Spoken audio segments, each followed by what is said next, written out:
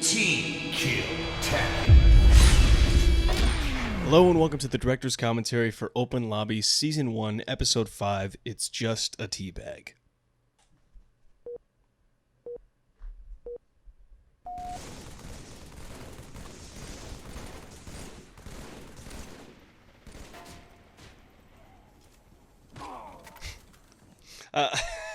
Just something quick that I wanted to point out.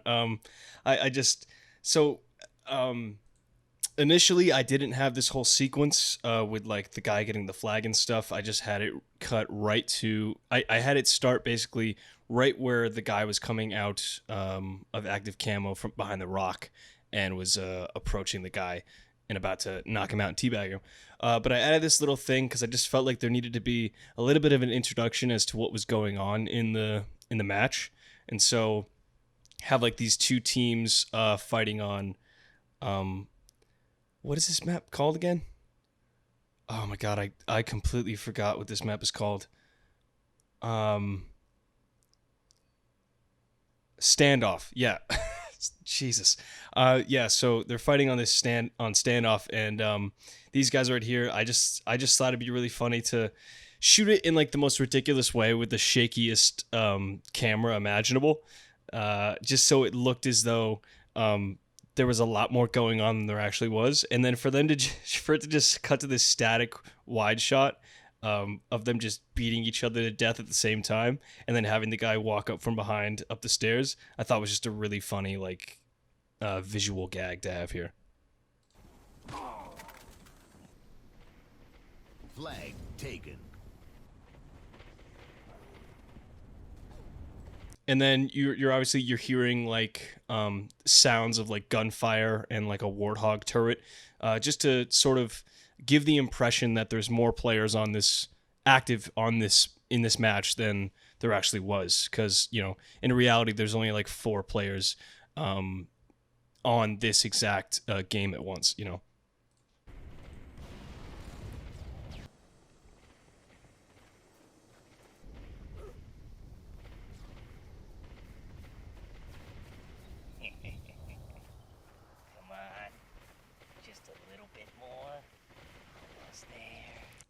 See, I don't really like my camera work here. I feel like it's a little bit too like rigid and jerky. I think like you can definitely tell like right when the camera starts moving here and here, it has like a very like sharp jerky motion at one point, and it kind of loses its positioning and that's my fault. I should have like reshot it and made sure that it got more like a smooth like tracking motion, but I don't know. I probably tried like a few times and was just getting frustrated with the process, because probably what was happening was that one player on screen was moving faster at one point, and I just couldn't keep up with the camera work. So that's just something that I'll work on in the future. You live and you learn with these. And boom, bitch. Oh, yeah, you like that, huh? Oh, suck it. Awesome, man. You got the flag. So I love that like little pause there, and to just comment on the whole like episode as a whole. So this one is obviously like a commentary on sort of the political correctness in like gaming that existed back then, but it's way more prevalent now, where like you can't say certain things in lobbies anymore, or else you'll get banned, or like any sort of like griefing behavior is immediately viewed as toxic and bannable. And I kind of find that that's a bit silly. I mean, obviously, if it's like a repeated offense, like it's happening multiple times, then sure, yeah, a ban is like worth it. But like as something as minuscule as like just teabagging another player, like if you could report that and then that report is actually valid, like that's ridiculous. So like that's kind of what this episode was commentating on, and I think I touched on this before, but in a previous commentary, but like I like that these like one-off episodes that are like 3 to 4 minutes long. I mean, every episode kind of falls within this same pattern where like there's like a constant escalation of like of events that unfold, right? So like especially you can see it in this episode where like every time a new character is introduced, it's like the accusations that are made on this person, or like the ridiculousness of the accusations begin to increase, right? So like this first guy just accuses him of being gay, right? And then the other guy's like, let's not assume the other player's gender, right? You know, it could just be a girl, and if it is a girl, then it's sexual assault. You know, just like it gets even more like ridiculous in what takes place in this episode, and that's actually why I really like it. It's like, again, it's a lot like episode 4 where it's like a simple premise, but I think with like the back and forth like dialogue between these characters, I think it works, and to like a really effective means. Oh, dude. What are you, gay? Me? I'm not gay. You're gay. I mean, it's cool whatever you are, but it's just... what you're doing over there is pretty gross. What? Teabagging? Yeah, you know, I mean, if you really think about it, teabagging is pretty gay. What the fuck? No, it's not. You're literally slamming your balls into another guy's face. Sounds kind of gay to me. I love Ashton's performance there. Like it was just perfect. Like I maybe gave him like a few adjustments when he was reading it initially, but like I really loved like the part where he goes like, it's pretty gay. It's just like it's just so stupid. Do you even know the gender of that person? Huh? I mean, I guess it doesn't make a difference whether they're male or female. Actually, it would make a slight difference if they were both guys, because, well, then it'd be gay. Yeah, true. I love how this guy just keeps harping on the fact whenever he can that like this player is gay, like his teammate is gay. Like it's just for whatever reason he's just obsessed with that idea. And yeah, so then Matt is voicing this guy here, which there's a funny little inside joke here that I had with Jacob, because Jacob was aware of like the development of these episodes as they were rolling out. And if you'll notice, in pretty much all the episodes up to this point, when Matt is featured as a voice actor, all of his characters are in like ODST armor. And it was like a little inside joke between me and Jacob that like Matt would just be, every time he shows up voicing a character, every character he voiced had to be in ODST armor, because like I don't know, he just fit as an ODST in our minds, like just the most generic soldier character, you know.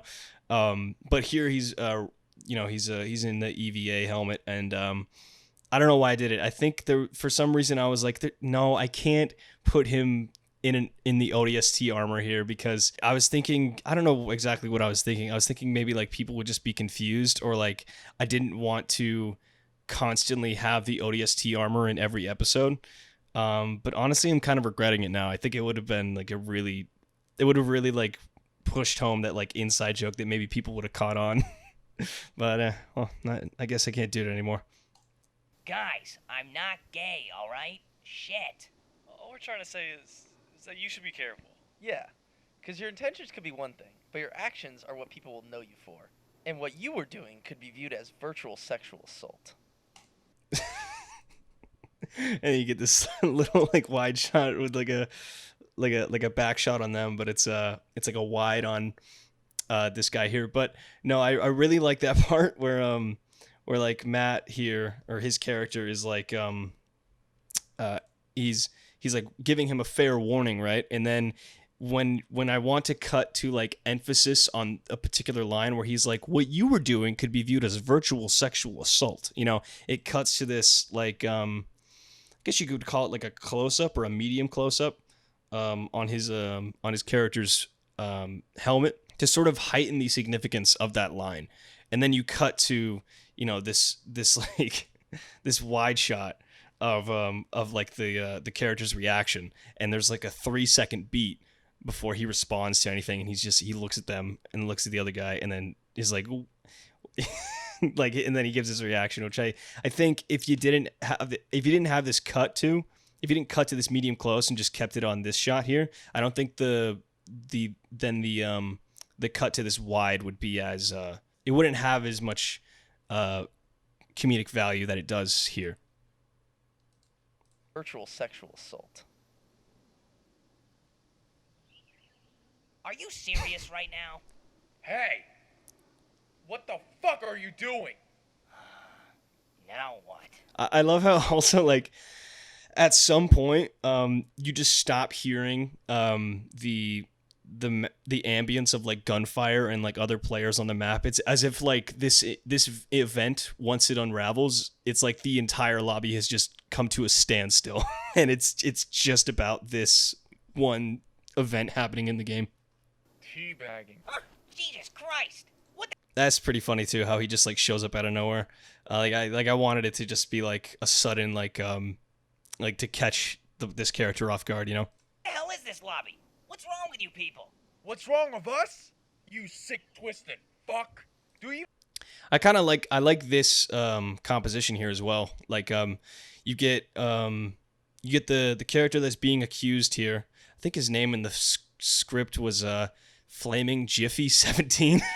Again, me just fucking around with the names of these characters. But yeah, so this guy here, you get his like leg and arm here, so you can see that he's the one that this character is directing to. But you also get the guys in the background looking in on this conversation, and then you get this guy here who I think his name in the script was Kit Kat Rat.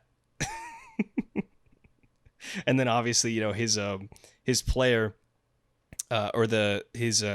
his what's revealed in a little bit is his sister is playing on his guest account, so it'd be Kit Kat Rat 1, just stupid.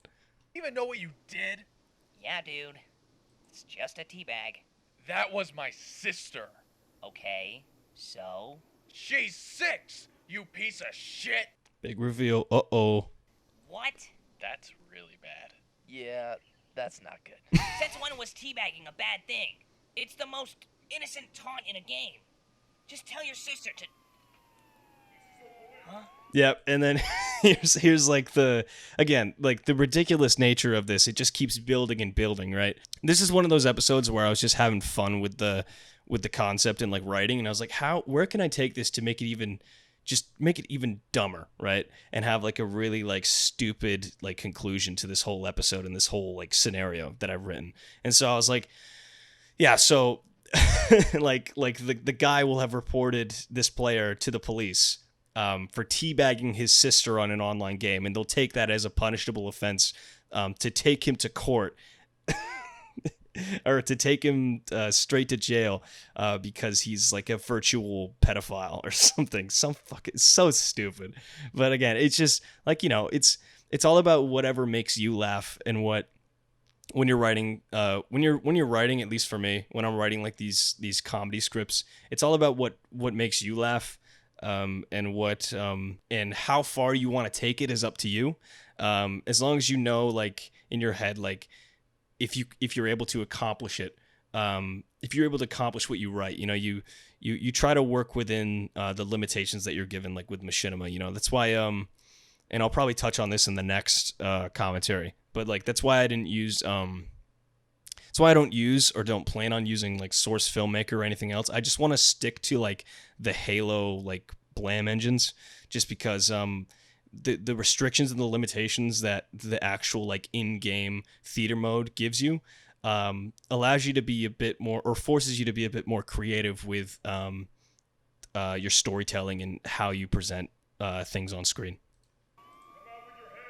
Wait, what is it? What? Rot in hell, you fucking pedophile. Please, no, I didn't do Put your hands anything. behind your head and get There down must on be a the ground. misunderstanding. I didn't do anything.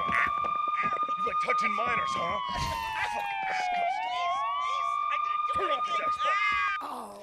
So I mean, I really like that part because you can, there's a lot of like audio layering that I did there, like with like once you hear faintly like two cop cars pull up and they both park, you can hear like the screeching of like the tires, right? And then you hear the guy's voice faintly, and then once they break down the door, the sirens become a lot more clear and are less muffled, and he's not like super loud, but then you hear like footsteps on like carpet, and you hear him like walking closer to this guy, And also, as like this guy's like trying to like put his hands up and like being defensive, like, hey, like I didn't do anything. Like you hear that he's like quieter because like he moved his mic a little bit away, or like he's turned away from the mic, you know. Like I was thinking about this like in my head, like how like I was thinking about the scene visually in my head, and like, okay, how can I portray this audibly, right? So people can kind of get the same image in their head when they're watching this. So then I hope this is interesting, by the way. And then so when the police captain like punches him, it's like sucker punches him in the face. You hear also the ruffling of the mic. And then it like hits the floor. So then they both sound like a lot quieter in the scene from there on out, because the mic is like now on the floor because he completely like punched it off of the guy's head.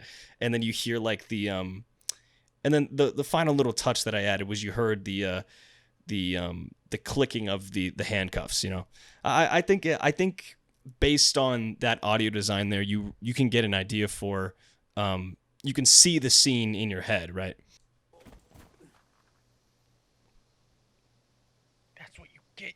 Fucking bastard. Why did you have to do it? That was my sister, you fucking asshole. Why? Why did you do it?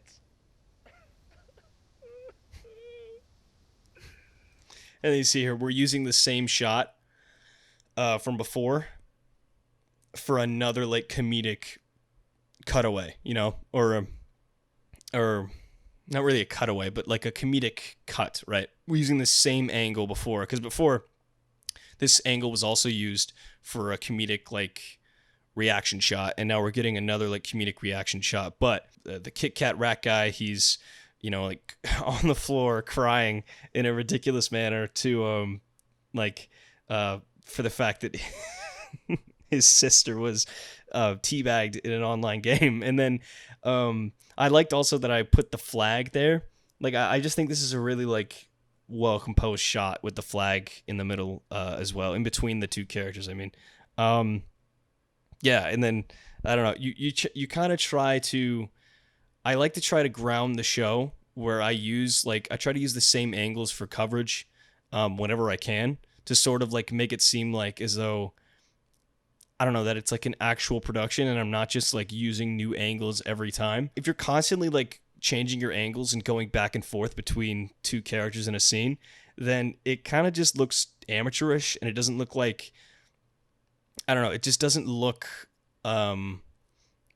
enough like an actual movie. Whereas in a movie you have your A camera and your B camera, so you have your camera that's on one character and your camera that's on another camera and and then you might have like your master shot, which is, I guess this would be like the master, right, where all the characters are in one frame.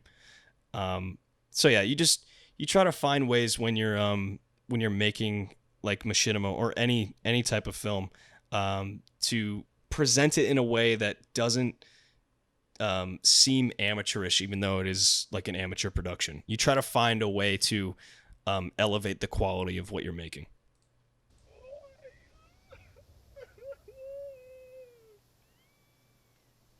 All right. I don't know why, but I really like that part where Jacob's voicing the guy, by the way, and I crying, and I love that part where Jacob, like, he cries so much where his voice just starts to like get to like a squealing sound where it's just like it's like letting out air in a balloon. It's just so it sounds so stupid. So I'm gonna just take this flag and Yeah, go ahead. Team kill. Tacular. One last thing I want to point out, so because I know I haven't done this in a little bit, but yeah, so keep in mind, at least for this season, all the shots when you see two characters moving in the same frame, like this two shot here, chances are there is a mat somewhere in the frame so that these characters can move in like within like seconds of each other, because I just found it was just much easier to do it this way than to just try to time it perfectly as I'm recording and move two joysticks like at the same time, because I felt like that would just be way too tedious, and I wanted to be very specific with my movements.